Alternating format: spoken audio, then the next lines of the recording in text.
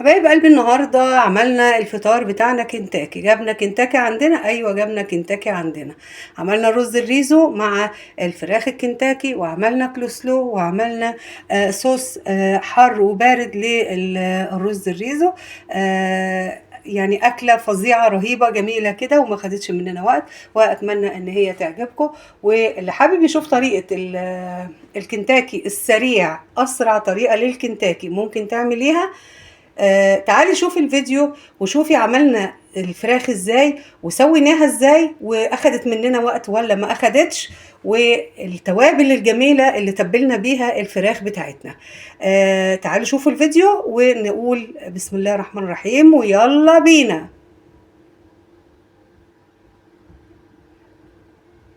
اللهم صل وسلم وبارك على سيدنا محمد وعلى اله وصحبه اجمعين. ازيكم يا حبايب قلبي، عاملين ايه؟ يا رب تكونوا بخير. النهارده حبايب قلبي هنعمل مع بعض اكله بسيطه كده وجميله، ولو جبناها من بره مكلفه جدا جدا، فهنعملها في البيت بطريقه سهله. فهنعمل ايه النهارده يا جماعه؟ هنعمل كنتاكي. الكنتاكي بالفراخ المسلوقه اسرع واسهل، والتتبيله بتاعتها بتبقى فوري، مش بتحتاج ان احنا نتبلها من بالليل ولا حاجه، ودي من الحاجات الاكلات السريعه. طبعا انا جايبه هنا الكرنب، هنعمل سلطة كولسلو معاه، وهنعمل شوية صوصات كده جميلة. وهنعمل الفراخ بتاعتنا. أول حاجة أنا غسلاها ونقعاها ومظبطاها، وطبعا الجلد ده اللي حابب يشيل الجلد طبعا يشيلها قبل ما تتسلق، بعد ما تتسلق، لكن أنا هسيبها بالجلد بتاعها. أنا عاملة صدور وعاملة وراك، يعني عاملة فرخة وفيها صدور وفي وراك، يعني في تشكيلة كده من الإيه، من الفراخ عندي. تمام. وعندي هنا التوابل بتاعتنا اللي احنا هنستخدمها.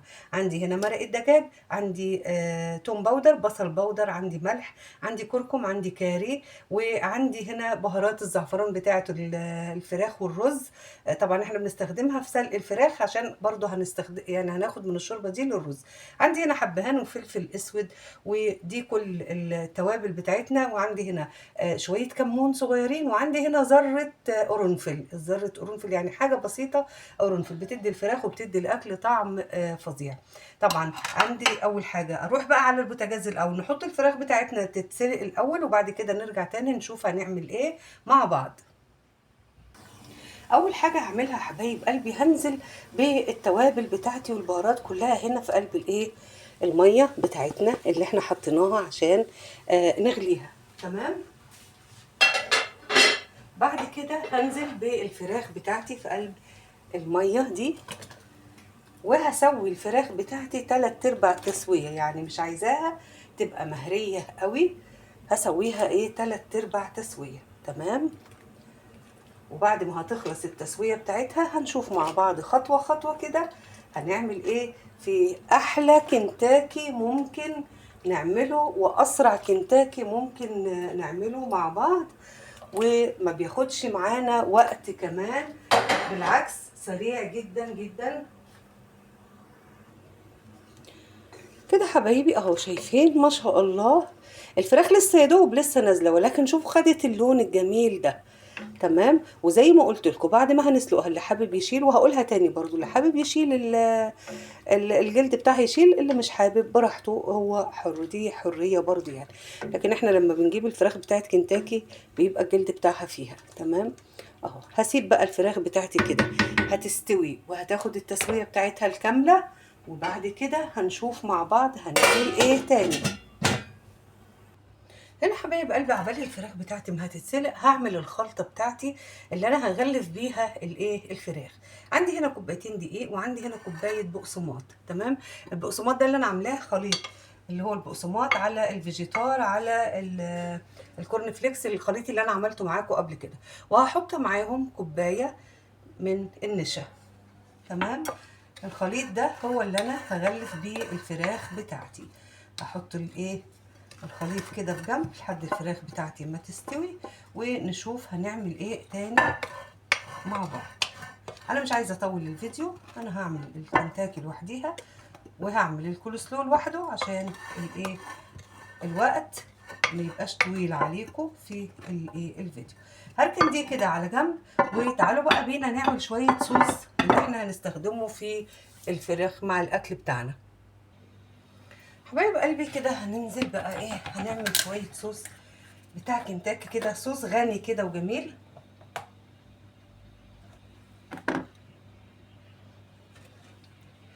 كده حبايبي هحط شويه مستردة. ماشي، انا بحب اجيب الجلاكن دي بصراحه يعني. ماشي، نحط شويه مستردة، وهنزل بشويه كاتشب، كام معلقه كده كاتشب اهو. الصوص ده بيبقى فعلا بيدي طعم للرز الريزو وللفراخ، حاجه جميله جدا جدا جدا. تمام حبايبي، كده حبايبي انا هعمل الصوص معاكم وهنشوفه مع الاكل في الاخر ان شاء الله. حبايب قلبي كده خلاص خلصنا الفراخ بتاعتنا. تمام تمام. اول حاجه هعملها هنشل بقى الفراخ. ايه انشل دي؟ وحرام بينشل. هشيل الفراخ بتاعتي اطلعها كده في حاجه، نوسع بس نفسنا كده شويه. اطلع الفراخ كلها من الشوربه دي، عشان الشوربه دي هستخدمها في الرز اولا، وهاخد منها عشان اكمل بيها الايه الفراخ بتاعتنا الكنتاكي. تمام، نطلع بس الفراخ الاول كلها كده. خلاص انا طلعت الفراخ زي ما انتم شايفين. شايفين شكل الفراخ عامل ازاي ولون الفراخ عامل ازاي اهو. وهنا الرز بتاعي انا غسلاه، كنت غسلاه ونقعاه زي ما انتم شايفين اهو. وهاخد بقى شويه من هنا دول هحطهم يبردوا، لازم احطهم يبردوا اللي انا هعمل بيهم الايه الفراخ. وهنروح دلوقتي هنعمل الرز بتاعنا ونسقيه بالشوربه الروعه اللي ريحتها يعني فعلا جميله جدا جدا جدا. كده حبايب هنسيب شويه دول عشان هنحط فيهم الفراخ، او هكمل بيهم الايه الكنتاكي. وتعالوا بقى بينا هنروح نشوف الايه الرز بتاعنا هنعمل فيه ايه. هنا حبايبي حطيت البصله مع شويه زيت، وهسيب البصله بتاعتي مش تتحمر، انا عايزه البصله بس تدبل، يعني تدبل كده وتاخد لون خفيف قوي قبل ما ايه احط عليها الرز. كده حبايبي خلاص البصله اهي قبل ما تدخل في اللون الذهبي. تمام، وانا غاسله الرز بتاعي ومنقوع، لازم انقع الرز شويه قبليها. تمام، هي تقريبا الحله هتبقى صغيره، هنشوف. ماشي، وهقلب الرز بالبصل كده. لا الحله هتبقى صغيره ولا ايه؟ هحاول انقله في حله تانية، مفيش مشكله خالص.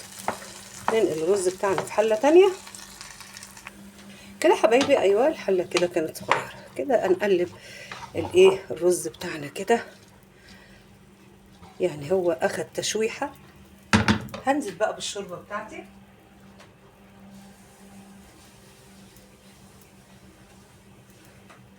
وطبعا الشوربه على مقدار الرز بتاعنا زي ما احنا متعودين. تمام، كده الرز بتاعنا لسه عايز شوربه. تمام كده، بس اقلبه كده الاول شويه كده حبايبي.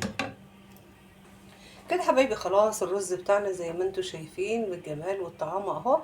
وهغطيه بقى وهسيبه لحد ما يستوي تمام. كده حبايب قلبي نبتدي بقى نعمل الايه الفراخ بتاعتنا. انا عندي خليط الدقيق بالنشا بالبقسماط، وعندي هنا كام قطعه كده اللي انا واخداهم في الاول. دول هاخدهم عشان دول اللي انا هحطهم على الرز، اللي هي قطع الصدور المخليه. تمام، هخليهم على الاخر. همسك انا الفراخ بتاعتي زي ما هي كده، وهنزل بيها هنا في قلب الايه الشوربه. لا مش هقول الميه طبعا، الشوربه بتاعتنا. واحطها في الايه كده. باينه الموضوع باين ولا لا؟ كده واضح تقريبا.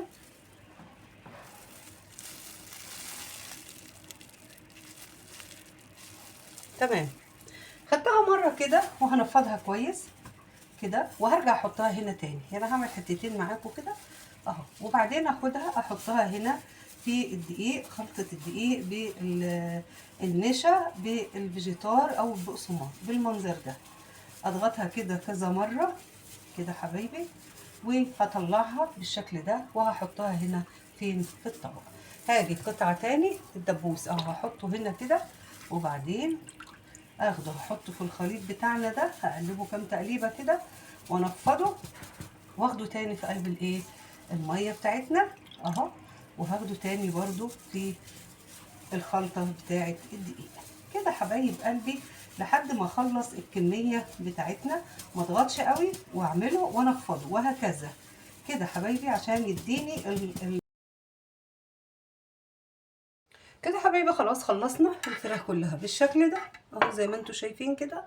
وفي ميزه بقى في الطريقه دي ان انا بعمل الفراخ كلها مره واحده، يعني بعمل الفراخ كلها في الدقيق في الخلطه بتاعتها مره واحده، غير ما انا بكون عاملاها نيه فبضطر ان انا اعمل قطعه قطعه. ولكن دي عاملاها الفراخ كلها مره واحده وهنحمرها كلها مره واحده. وكده خلصنا الكنتاكي بتاعنا، يا دوب بس هنحمره وهنقدم السفره بتاعتنا بقى ان شاء الله رب العالمين. خلاص الرز قرب يخلص، وعملنا الكول سلو وعملنا الصوص بتاع الرز الريزو وعملنا الكنتاكي اهوت، وهبتدي احمر فيه.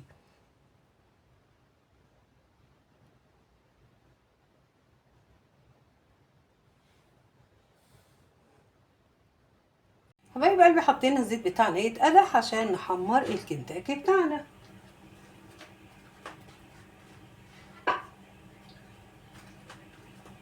نعمل تيست كده للزيت اتقدح ولا لا.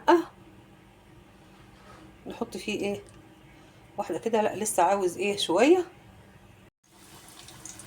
الفراخ بتاعتي هتكون مستويه تماما بامر الله. طبعا ما فيش فيها بقى يعني لا قدر الله ولا دم ولا الموضوع ده خالص، يعني ما فيش الكلام ده. تمام. نحط كام قطعه كمان معاهم كده. انا هسيب الصدور احمرها لوحدها.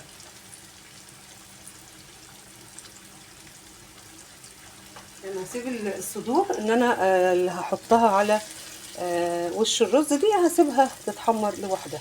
هسيب بقى الفراخ بتاعتي تتحمر على مهلها خالص كده، والنار طبعا مش عاليه قوي عشان تاخد لون ذهبي كده جميل وتاخد القرمشه اللي انا ايه عاوزاها كده. خلاص حبايبي اول طاسه طلعناها اهو، وبعدين نشوف اللي بعديها ونخلص الكميه كلها ونشوفه على النهايه بتاعته ايه كده. حبايب قلبي خلاص خلصنا الكنتاكي بتاعنا.